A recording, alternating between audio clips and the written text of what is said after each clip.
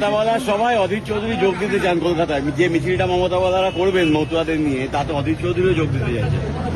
তৃণমূলকে দিয়েছে, কারণ অধীর চৌধুরী কংগ্রেস নেতা, ইন্ডি জোটে আছে, আর মমতা বালা ঠাকুর রাজ্যসভার এমপি তৃণমূল কংগ্রেসের।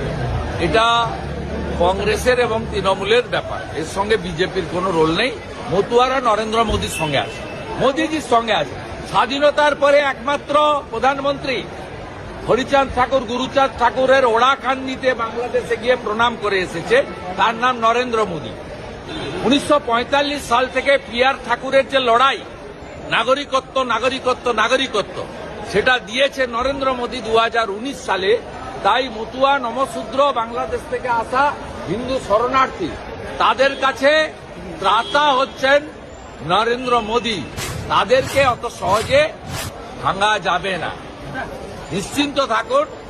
হরিচাঁদ ঠাকুর, গুরুচাঁদ ঠাকুরের যদি স্বপ্ন পূরণের কেউ চেষ্টা করে থাকেন, তিনি ভারতের প্রধানমন্ত্রী নরেন্দ্র মোদী।